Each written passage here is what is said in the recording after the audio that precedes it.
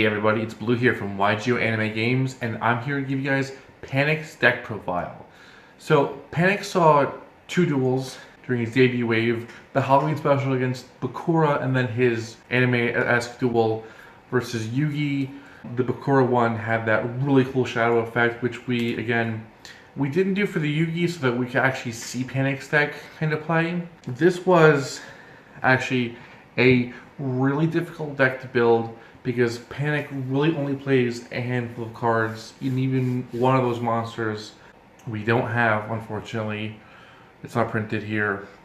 So it took some creativity, like a lot of our decks, to really fill it out with cards that we felt weren't too far from his deck theme, but also, again, that still gave his deck some substance. And as all of our Duelist Kingdom decks are, they work to, this wave I mean, they work to include elements and themes from the anime duel. So Panik's theme was his shadows, his shiftiness, so Yugi couldn't really see what was going on for a while, and that's been incorporated into this deck. Similar to how other characters like, say, Rex or Weevil took advantage of those field bonuses, which, as you've seen through our decks, if you have been keeping up and following along, we just used field spells, right?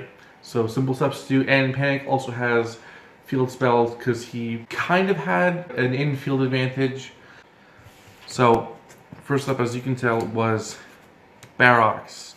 So a really cool card. Unfortunately, it was an actual monster in the anime. We have it as a fusion, and like so many of our fusions that are like this, we'll make them a normal monster. So that's what this white sticker is. Again, if you've been around for a while, you probably know this. If you're new, we put white stickers on cards, which we play within a errata, which means that we're using a different effect of some degree than whatever is printed in the actual card.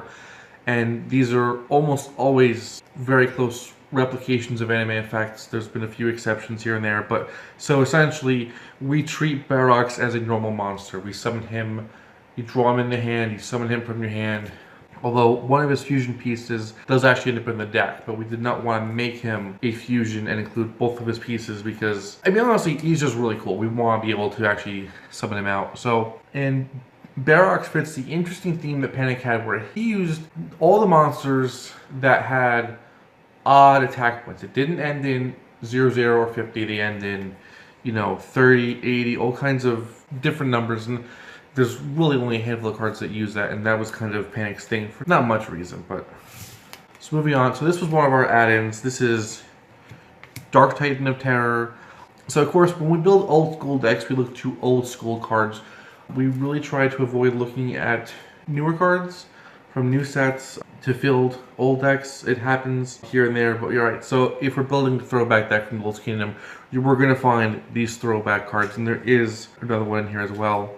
So we thought it fit his theme a little bit, okay, moderate attack points, fits fine Duelist Kingdom, it's a fiend, it's dark, so it gets the attack bonuses other monsters will get.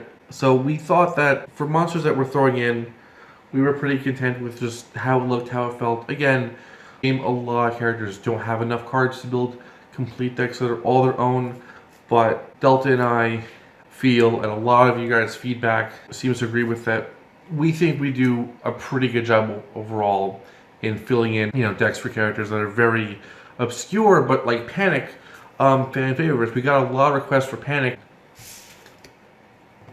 So, 3 copies of his King of Yami Makai. This is his strongest monster in the deck, attack-wise. And because of that, we made sure to have his deck include a couple elements that boost attack, because one of the main focuses is making sure we can make decks that can do a fair job together. So decks like Panik don't have boss monsters like Summon Skull or Dark Magician or Red Eye. So he compensates that. Even though 2000 attack isn't too bad, it's still nothing close to Blackluster Soldier. So we give his deck support cards so that even though he doesn't have a boss monster, he can essentially make one.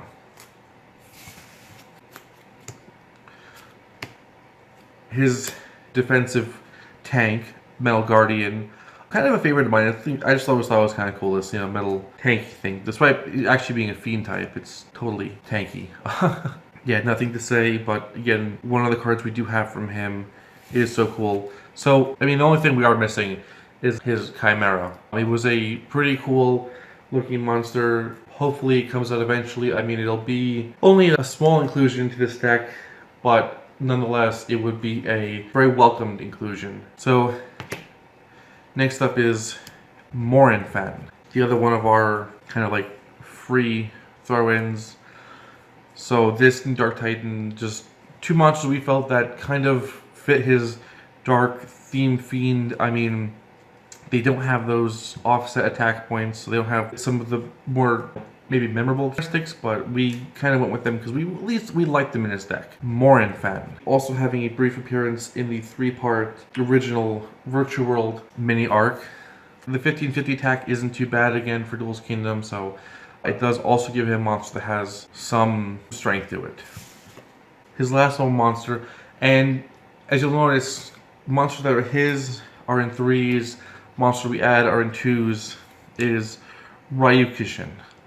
So again, this is something we threw in because Dark Fiend, it's in Kaiba's deck, so it's not like it's completely out of this era, but because it is actually listed as a fusion material for Barox, we didn't care as much for Frenzied Panda, but unlike Frenzied Panda, we thought Ryukishin kind of did fit Panik's deck a little bit better. So obviously, while still being a card we threw into his deck, we came to this, as part through Barox versus the others that were just in a pool of old school Dark Fiends. So all in all, it helps round out his monsters. This one's a little on the weaker attack side. Again, overall, in Duelist Kingdom, it's a little bit less relevant, especially with Panik's deck, but as we'll get to later, he has attack boosters. It's not too terrible. So next up is his signature card, Castle of Dark Illusions. Before I address it in this deck, I want to make a quick note that due to it now being included in this deck, finally that it's been built, this card has been removed from Bones' deck, where it was to help his zombies, but now with Panik's deck, he's taking full control of his card. And with that comes an erratum, because this card, of course, only really boosts zombie-type monsters. It does nothing for fiends, which is exactly what it did in the anime. Not that so that it boosted them, but it worked for Panik. So the erratum that we're going with, and this is an interesting one because it's meant to work with his very prominent, shadowy, mysterious theme, is that, and this is actually a super generic effect, we've all heard it before. Once per turn, you can take a monster that attacked, or if it didn't attack, and you can flip it back face down. So of course we have cards that are going to work with that, but I want to emphasize that it's a little bit odd. It's not our usual method of errataing cards, and we did talk about it, Delta and I, and we decided not to go with any effect that resembles the whole missing flotation ring, crushing monsters trapped by Yellow Luster Shield thing. So what it does, it just helps keep his monsters face down. Other than that, that 1930 defense, almost as strong as Metal Guardian, giving him 2 monsters for defense, but of course this is one you're going to probably want to have face up to use that effect. And his last monster, period, is of course Reaper of the Cards. The last of those odd-ended attack point things. So, although he does actually have a real effect, the flip effect lets you destroy trap cards. And again, 1930 defense is actually helping the stack Panik stack up fairly well with defensive monsters, especially when equipped with cards to be aimed. So, first up is Dark Energy. Again, Panik really only played 1 spell card. So, until we get to that spell card, which is actually the last card, alphabetically, this is all filler stuff, of course. This is all stuff that we talked to each other and we said, does this work? So Dark Energy is, of course, super basic. It's just an equip spell for fiends. Gives them a minus 300 attack and defense boost, and sometimes that's just enough to make a difference. Also, 3 of them definitely makes a difference. So next up is 2 Monster Reborn. This and Pot of Greed, all under the heading of versatile, useful, and cards we put into a lot of decks, whether or not the character used it, just for the sake of giving decks more utility and more flexibility. So it allows characters to draw some extra cards to help them out, bring back an extra monster, because again, a lot of stuff worked because it was scripted in the anime, and there are plenty of times where you build the actual decks and things really are not as cohesive as you'd like them to be. So Monster Reborns and Power Grades, especially in Duelist Kingdom where there's not incredibly groundbreaking, they give the deck a boost, but we feel that they don't really detract too much from the deck itself. So the next card is the key to his whole, shadowy theme, and this is a card we've definitely had pegged for him since the beginning of us deciding to actually build a Panik deck, Shifting Shadows.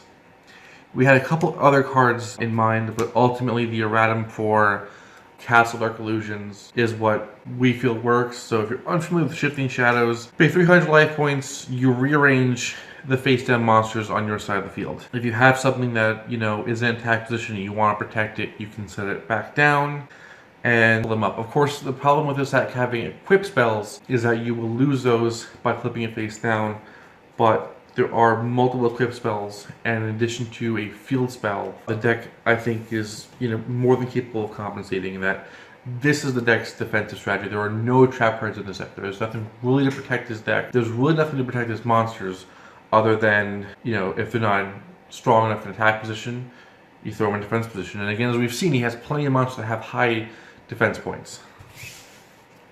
So next up is Sword of Dark Destruction, so another one of those kind of old school cards, and it's very simple. We liked it. You add 400 attack points to a dark monster and you take away 200 defense points, so it's counteractive to the defensive thing, but there are other cards that can still boost. This deck has quite a few attack and defense boosters, so this card can definitely come in handy. Again, we know Panik didn't use equip spells or field spells, but this is all what we use to help tweak his deck without throwing in too many outrageous cards, or what we felt were outrageous.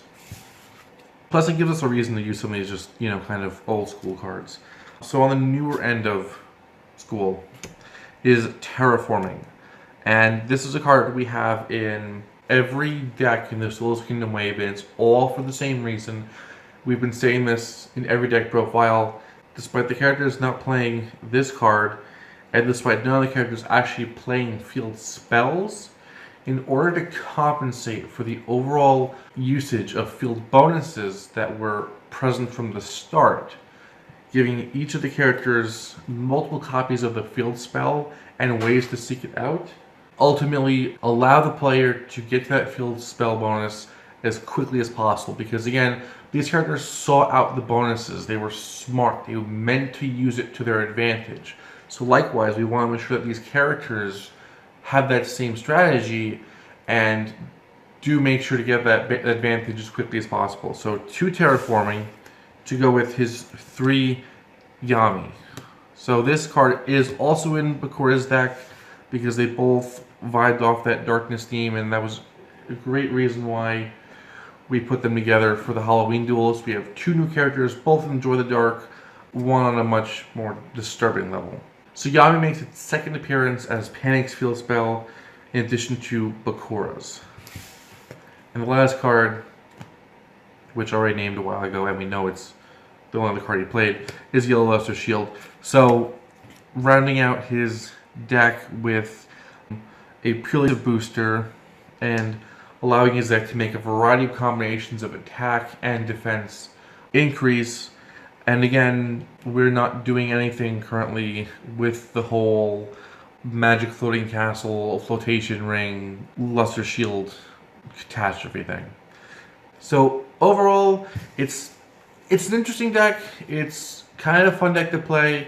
I would equate it a lot to Seeker's deck in that it has a very unique play style. Obviously, the condition he's trying to draw out, but I just always thought it was kind of cool. Alright guys, so that's Panik's deck profile, and we're pretty much set with Duelist Kingdom at this point, so definitely check out more upcoming content. There's still a lot of stuff we have planned, and Duelist Kingdom has been a lot of fun to do, so see you guys